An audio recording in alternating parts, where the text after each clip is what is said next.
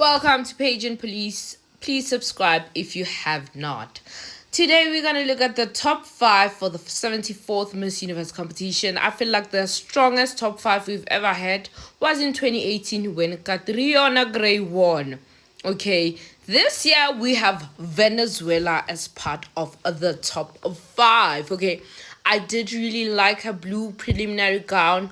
I did place her in my top 12, but I didn't include her in my top 5. Therefore, she was really a very major surprise for me on the finale night. I do feel like that red number, she really did well. Okay, she deserved the top 3 spot. Then we have Thailand. Pravina just have the star quality in her. I do feel like she was a little bit reserved at the 74th Miss Universe competition. However, the star quality in her showed up. Okay, I really like her final evening gown. I feel like her answers were very safe. I did have her as my first runner up for the final prediction, and she placed first runner up, so I am really good. Please go watch the video if you haven't. Then we have Philippines. I didn't have her in my top 5. Honestly speaking, I felt like she doesn't shine as the past queens of Philippines leading up to the competition. I woke up after the prelim competition. I was like, wow, I think Philippines might just enter the top 5. She was not in my top 5 predictions, but I was happy with her performance.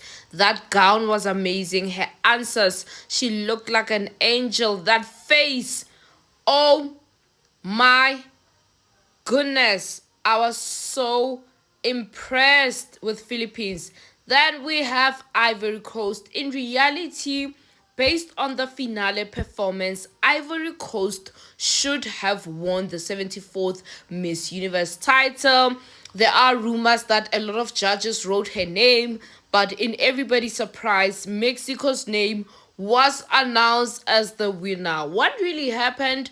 This will go out in history as one of the most unfair crowning of the Miss Universe since it has existed in 74 years time. Okay, I feel like she gave everything. She gave class, glam, and her answers were on point. She related to the crowd. I liked her final gown. She's a person that likes to perform. She performed with that reveal. Her swimsuit walk was amazing. So in reality, if you can wake up from the dream, Olivia Yase from Ivory Coast will host the Miss Universe crown and will finally start her media week in New York City. But unfortunately, she was part of my winner predicted, but she was 4th runners up at the 74th. One of the most injustice that I've ever seen since 2020, when Peru or India should or could have won Miss Universe in 2020 when Andrea Meza won.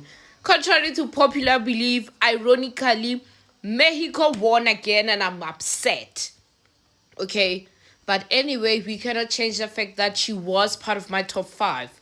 After her evening gown at the prelim competition, she was part of my top 5, but I must admit on the finale night, her performance was not strong. She couldn't speak well. She couldn't, her swimsuit walk, it was like, oh my goodness, what is going on? I don't know how she won. Perhaps the final interview behind the scenes is where she impressed the judges. How do you place Ivory Coast in the 4th runner-up? This will remain the biggest scandalous in the history of Miss Universe. And for one, I don't even think I'm interested in the 75th competition happening in Puerto Rico next year. I mean, are they gonna rob another deserving queen? Oh my goodness. Please tell me what you think about this top 5. I feel like the top 5 are strong, but the clear winner for me was Ivory Coast. Good luck to everyone, I guess.